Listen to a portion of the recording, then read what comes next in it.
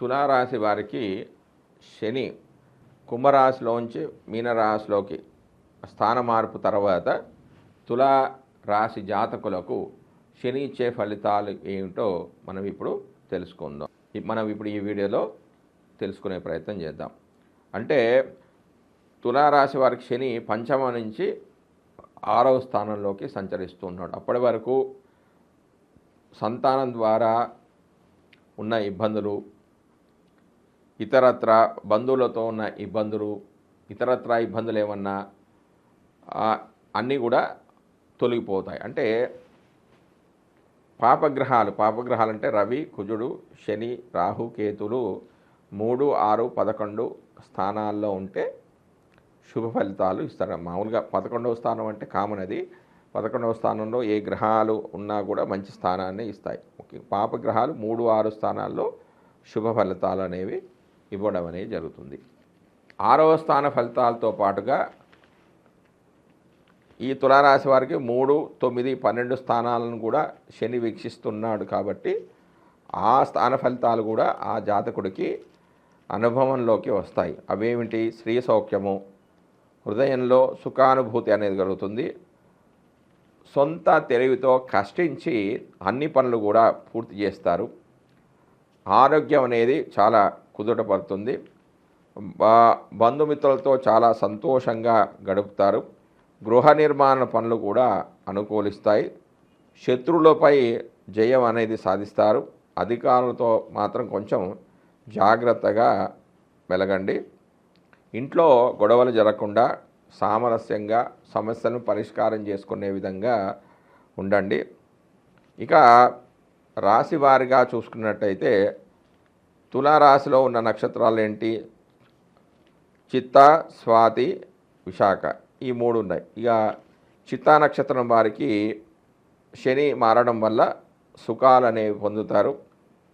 స్వాతి నక్షత్రం వారికి అన్నింటా విజయాలు సాధిస్తారు. విశాఖ నక్షత్రం వారికి మాత్రం చెడు ఫలితాలంటే అన్ని విధాలుగా కొంచెం ఇబ్బందులే ఉంటాయి. ఈ తులారాశికి అధిపతి ఎవరు? శుక్రుడు, బుధుడు, శని అనేది ఒక రాహు, ఈ నలుగురు కూడా ఒక వర్గం. కాబట్టి ఇంకా తులారాశికి శని శుభస్థానంలో ఉన్నాడు కాబట్టి మంచి ఫలితాలే ఇస్తాడు. ఇంకా మంచి ఉత్తమమైన ఫలితాలు పొందాలి అంటే వీళ్ళు వెంకటేశ్వర స్వామి యొక్క 7 శనివారాల వ్రతాన్ని ఆచరించి ఒకటే పూట భోజనం, ఒక పూట అల్పాహారం స్వీకరిస్తే వృత్తి వ్యాపారాల్లో మంచి లాభాలు అనేవి చేకూరుతాయి. మరియు ఏదైనా ఒక శనివారం నల్లటి వస్తువులు అంటే నల్లటి వంకాయలు కానీ, నల్లటి వస్త్రాలు కానీ ఎవరికైనా బ్రాహ్మడికి కానీ, బ్రాహ్మడికే కాదు ఇంకా ఎవరికైనా కూడా లేని బీద వాళ్లకు దానం చేసినా కూడా శని యొక్క దోషాలు అనేవి తొలగిపోతాయి. అంతేకాకుండా వీళ్ళు శని త్రయోదశి రోజు శనికి తైలాభిషేకం చేసుకోవాలి. వీలున్నట్లయితే వెంకటేశ్వర స్వామి గుడిలో కానీ శ్రీ వైష్ణవ ఆలయాల్లో నల్ల నువ్వుల నూనె ఒత్తులు దానం చేసినా కూడా మంచి ఫలితాలు అనేవి వస్తాయి. ఆ విధంగానే ఇందులో ఉన్న తులారాశిలో ఉన్న నక్షత్రాలు ఏంటి? చిత్తా, స్వాతి, విశాఖ నక్షత్రాలు ఉన్నాయి. చిత్తా నక్షత్రానికి కుజుడు, స్వాతికి రాహువు, విశాఖ నక్షత్రానికి గురువు. కాబట్టి ఈ నక్షత్రాధిపతులకు కూడా పూజ చేసుకున్నట్లయితే అంటే చిత్తా నక్షత్రం వారు కుజుడికి సుబ్రహ్మణ్య స్వామికి సుబ్రహ్మణ్య నామావళి, స్వాతి నక్షత్రం వారికి రాహువు కాబట్టి దుర్గా సప్తశతి పారాయణము, విశాఖ నక్షత్రం వారి గురువు కాబట్టి దక్షిణామూర్తి స్తోత్రాన్ని పారాయణం చేసుకున్నా కూడా వీళ్ళకి ఆ నక్షత్రాధిపతి యొక్క అనుగ్రహంతో పాటుగా శని భగవానుడి యొక్క అనుగ్రహం కూడా వీరికి ప్రాప్తించి సకల కార్యాలు కూడా నెరవేరుతాయి. జై శివనారాయణ. శని ఎప్పుడూ బాధలు పెడుతూనే ఉంటాడా? శుభాన్ని ఇవ్వడా? మంచిని ఇవ్వడా? అసలు శని దేన్ని సూచిస్తాడు? శని యొక్క కారకత్వాలు ఏంటి అనేది నేను మీకు వివరిస్తాను. ముందుగా శని గురించి. గ్రహాలలో మంద గ్రహం అంటే శని. అంటే 2.5 నెమ్మదిగా వెళ్ళే గ్రహం ఏంటంటే శనిగ్రహం. నిదానంగా నడిచే గ్రహం ఏంటంటే శనిగ్రహం. అతి వేగంగా నడిచేదంటే చంద్రుడు. అంటే 2.5 రోజులు, అంటే 2.5 రోజుల్లో మారుతూ ఉంటాడు చంద్రుడు. స్లో అంటే శనిగ్రహం. గ్రహాలలో మందగ్రహం శని నెమ్మదిగా సంచరిస్తుంది. వేగంలో బుధుడుంటే నెమ్మదితనంలో శని కనిపిస్తున్నాడు. శాంతిని ప్రశాంతతను కలిగించేవాడు శని. నెమ్మదితనంలో విశ్లేషణను తెలుసుకొని జీవన గమ్యంలో అంత్య వ్యవహారాల వరకు పరిశీలించగలిగేవాడు శని. సేవాతత్వం బాగా తెలుసుకొని పాటించేవాడు. ఈ తత్వాలు వ్యక్తులవే, గ్రహము ప్రేరణ మాత్రమే. సమాజంలోనూ సేవావృత్తులు అధికంగా ఉన్నాయి. ఉద్యోగాలన్నీ కూడా సేవ అంటే సర్వీస్ అనే పదంతో ముడిపెట్టినప్పటికీ నిజమైన సేవ చేసేవారు వీరంతా కూడా కాదు అనే అనిపిస్తుంది. శుభ్రం చేయడము శని యొక్క తత్వం. మనస్తత్వాన్ని, శరీరతత్వాన్ని కూడా శుభ్రం చేసి ఆధ్యాత్మిక భావాలను పెంచే శక్తి శనిగ్రహానికి ఉంది. వీధులను శుభ్రం చేయడం వంటి ఉద్యోగ వ్యవస్థకు సంకేతము శని. శరీరంలోనూ విసర్జన వ్యవస్థకు కారకుడు శని.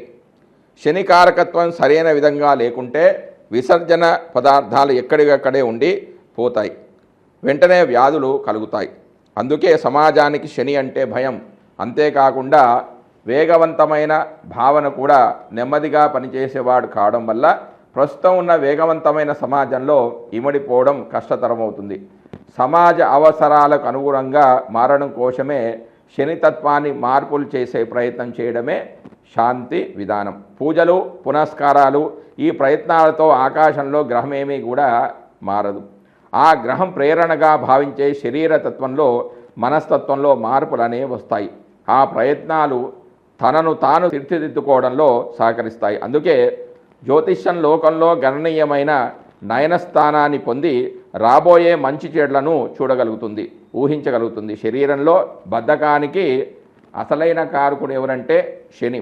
వ్యాధులు మలబద్ధకంతో మొదలవుతాయి. వీటికి ప్రతీకగా జలాన్ని ఇవ్వడం ద్వారా కొంత మార్పు అనేది ఉంటుంది. వాయుతత్వ గ్రహం ఏంటంటే శని. గ్యాస్ ట్రబుల్ అనే కడుపు నొప్పికి కారకుడు శని. అదేవిధంగా వాతతత్వానికి చెందిన మోకాళ్ళ నొప్పులు మొదలైన వాటికి కూడా కారకుడు ఇతనే. విసర్జన వ్యవస్థకు సంబంధించిన అన్ని లోపాలకు శని కారకుడు. ఇవన్నీ వ్యక్తులలో, సమాజంలో గమనించి ఏర్పాటు చేసినవే. బద్ధకాన్ని తొలగించుకోవడానికి అవసరమైన శారీరక శ్రమ, ప్రాణాయామము, యోగాసనాలు వంటి వాటి వల్ల శని వల్ల కలిగే దోషాన్ని తొలగించవచ్చు. శరీరానికి కొంత వేడిని కలిగించే ఆహార పదార్థాలను ఆహారంలో వినియోగించుకోవడం వల్ల కొన్ని లోపాలు నివారించబడతాయి. నువ్వులు, మిరియాలు వంటి ద్రవ్యాలలో ఇటువంటి భావనలు అనేవి ఉంటాయి.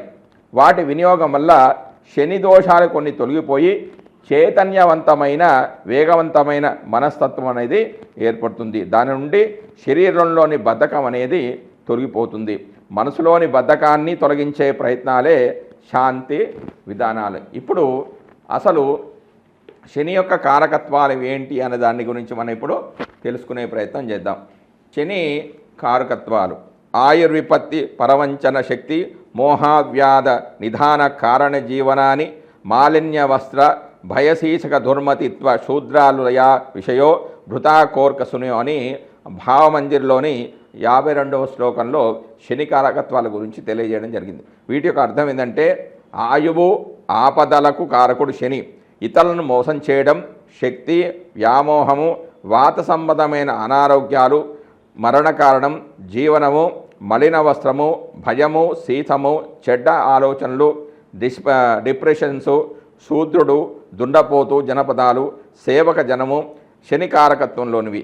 లోభం, మోహం, జాతి భ్రష్టత, రోగము, పేదరికము, అపవాదు, నీచ జనాశ్రయము, వ్యవసాయము, ఇనుము, తగరము, కుధాన్యాలు, సన్యాసము, చిన్న కంకణము, కొర్రలు, ఆళ్ళు, మినుములు, నువ్వులు, ఉప్పు, నల్లని వస్తువులు, నూనెలు, మారక యుగం మొదలైనవి అన్నీ కూడా శనికారకత్వాలని ఉత్తర కాలామృతాది గ్రంథంలో చెప్పబడింది.